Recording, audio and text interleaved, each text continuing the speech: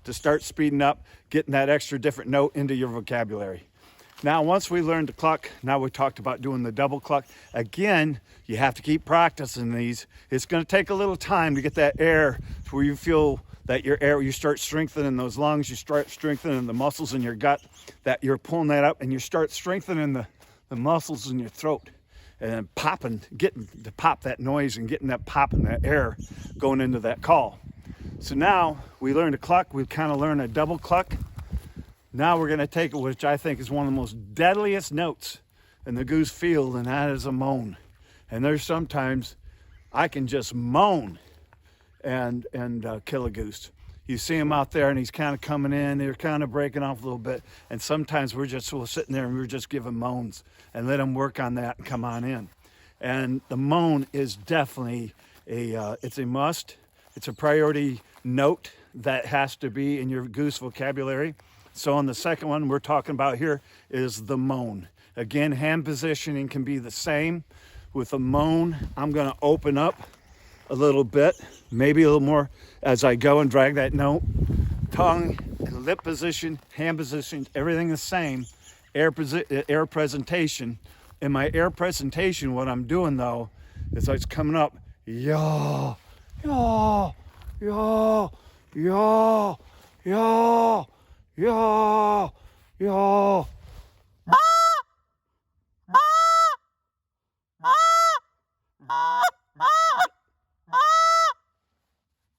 Yaw.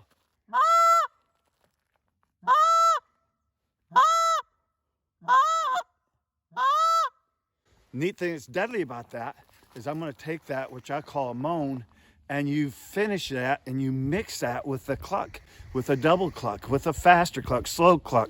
But we're just going to do a basic cluck. When I told you this isn't going to be that, this is going to have to be that advanced to kill geese. You just learn to cluck a moan with a good call, and then we'll learn and teach you how to put that together. You're going to kill geese, guys, I'm telling you, all day long, just by mastering the second part. But what we're going to teach again, here's the cluck and here's the moan. So as these geese are coming in,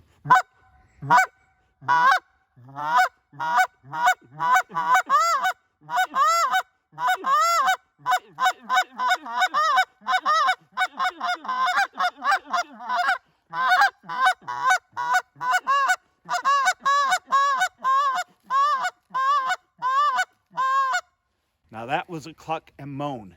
Now you heard basic cluck, cluck. I didn't even put any honks in there. Just basically it was clucking out there. Changed the pitch my cluck a little bit like we showed you. Honk, honk, honk, honk, honk, honk. Trying to get that rhythm. But once I hit that, got that cluck going, then you saw I threw in some, you heard that I threw in some of the moans. Very simple.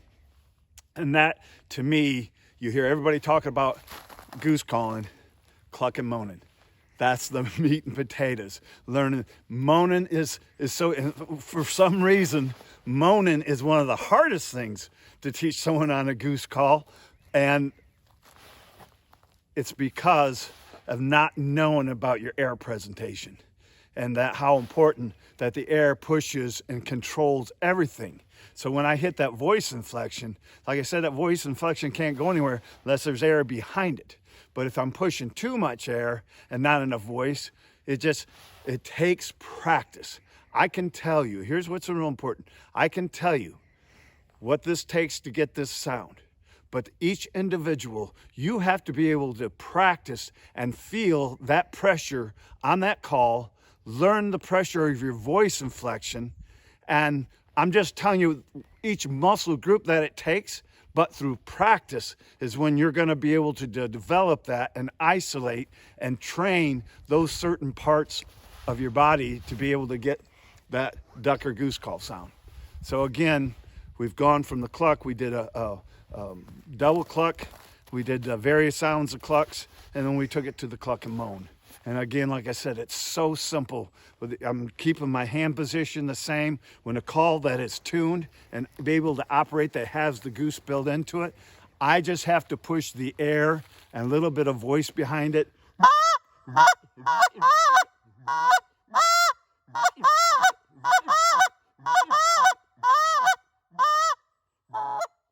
Again, I can change that cavity.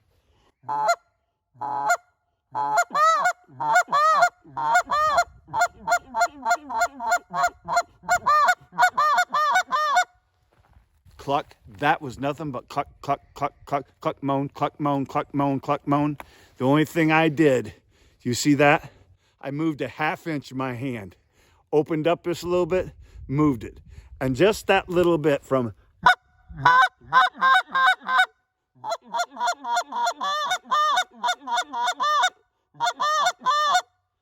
just that little bit of moving. Do you hear the pitch change? Guys, it doesn't take much to change that pitch. But what I've done, I opened that up, and with your, if you're doing everything right,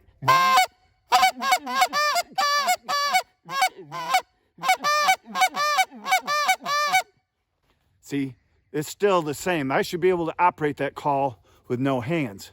What those hands are doing are giving you the hollow. And like I said, when I said it was the woofer before and your speaker, it's giving that hollow. I can change the tone and pitch of that cluck, which is just hard to do by one of its own. But you take the voice and the hand together, we can deflect all kinds of different sounds. Hope that's pretty simple. Trying to keep it simple, but and meat potatoes, but still trying to keep it to the state-of-the-art training here and state-of-the-art teaching. So learning the cluck, learning the moan, the double cluck, and we're going to finish off what I consider is what the murmur, or put a little bit of ground noise into it. And this is the basic, when them geese, and not every time are you going to finish with a murmur. But, we're always taught that, hey, when geese are coming in, you got to finish with a murmur. That's only because it's in a contest call. It's in your contest routine, is what I should say. Greet, intermediate greet, fast, lose them, bring them back, set them down. That's the criteria to doing a contest. So we have kind of related that, the hunting that we all, every time, okay, the geese are finishing up. Oh, you got to do the murmur. Do the set down call. I don't think the geese even know that. Man kind of created that. In my opinion, I don't do too much murmurs. I don't do too much lay down. I will show in the third volume that we're doing on the advanced calling stage. I will show you how to do aggressive murmuring, which I do aggressive calling. I use a fast calling, which it has a murmur and aggressive style. It probably doesn't even sound like a goose, but it's put in a rhythm with a raspiness and the right tone that geese respond. You'll sit there and, I've never heard a goose do that in the field. Well, it's what turns them and responds them and gets their attention. It works like a dog. But the plain murmur, wah, wah, wah, wah, probably 9 times out of 10, I never use that. When geese are coming in, I've given them some clucks and moan, and if they're floating in, guys, you just leave it simple. Leave as simple as you can as they're approaching. If they leave on you, you can add more. But if you show your whole hand as they're coming in, and then they leave you, you got nothing else to show. And we'll go on that. We're going to be covering that in our podcast about reading geese and what to blow as they're coming in and what to do as they're leaving. But getting to the murmur, we're going to do in the murmur. Again, it's with my tongue. The air coming up. The throat is so important.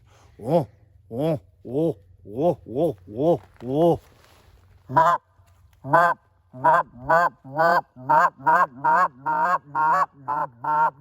Whoa, whoa, whoa, whoa, whoa. But you can't just moan in it without the air. Again, all I'm doing is that. Get the air behind it to lift that reed.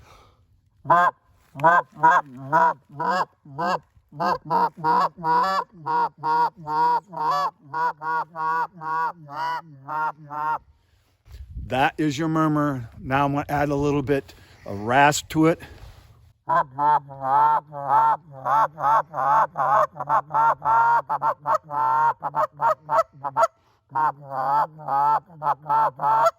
What'd you do different? Hug, hug, hug, hug, hug, hug, hug, hug, hug, hug, hug, hug, hug, hug, hug, hug, hug, hug, hug. So it's kind of like hug, H-U-G. I like using the H sound. The reason why, what's that H do?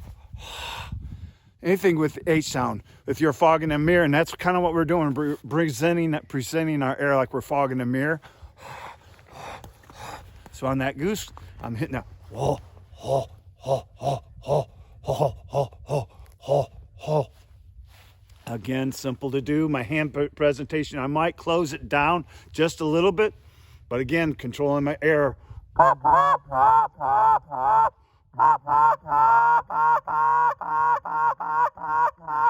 Now you can take that, and start with the, I'm taking kind of a hum and vibrating that hum.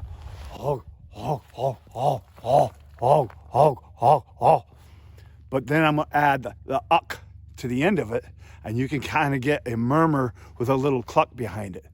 A little bit of when they're floating in there. This isn't nothing fancy, but it's pure goose.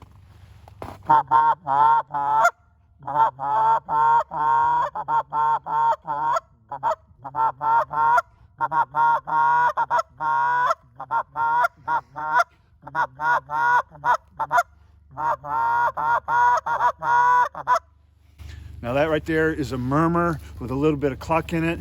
Usually that's what we'll do to finish some geese as they come in. Again, you see the hand position, everything's been pretty simple. It's all been changing right in here. Air comes up no matter what call I'm blowing. The air still comes up the same and stops here. I'm still pushing up here. You know, boom. Remember, suck up. It's a two-part deal. You just don't, air still gotta come up and then hold it and then push it to present it. And I'm presenting here, not here. This is holding it. The air comes from here, it's holding here, and I'm using this to push it.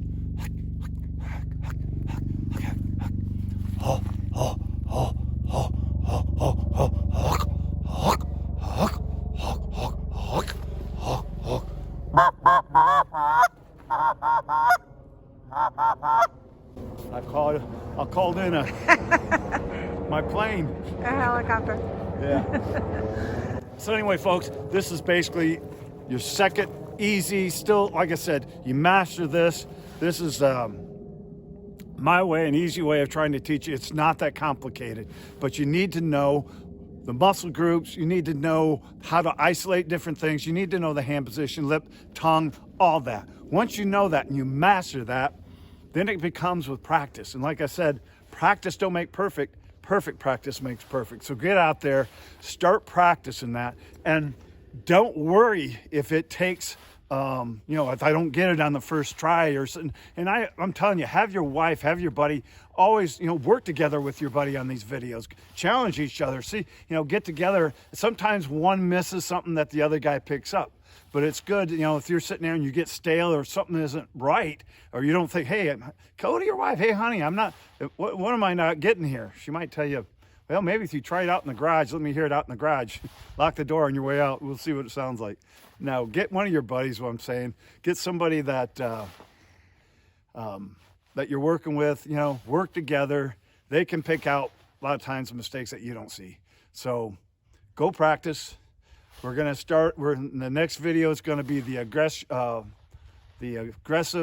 high, what's the word I'm looking for, Diane? More advanced level of goose calling. Yeah. We're out here in a little bit of the cold. It's 0 degrees. It's 0 degrees, so I'm out here trying. You're doing great. My lips are starting to numb up a little bit. 0 degrees.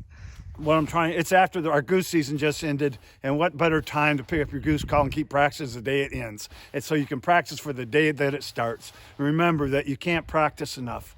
And that what I'm said before in the first volume and to the second volume, once you master both of those, dude, I think you could go in any goose field and kill geese. Now, if you want to feel better about yourself and start learning the advanced notes, and sometimes it works, sometimes the geese, we're throwing everything out there. What I like to do is learn how to do everything I can on my duck call, goose call, whatever I can. Every possible sound that I think a goose might make. And there's sometimes we'll do stuff on our calls, like I said before, that because we're capable and we have the talent to blow that, it worked. Why'd that work? That didn't sound like a goose. I don't know, but it worked. And because I was able to know that and be able to operate that fast, aggressive, or that sound that we were doing, fast spit note, that fast cluck, that fast moan, cluck moan, whatever it was, I was able to do it, and I was able to do it sounding like a goose. And does it work every time? No, it doesn't. But the more that you put the odds in your favor, the better chance of percentages of your success is going to be in the field. So I'm saying I can't wait for you guys to watch the first, watch the second. Reach out to me or Diane on our website, on our Facebook, whatever. If you have questions, love to help you. You know, Facebook, whatever we can do to help you guys out. But go out there. I hope you guys love these videos. I hope they help you out. Like I said, reach out, give us a call if you have any questions. Again, this is George Lynch. Check us out on legendarygearusa.com.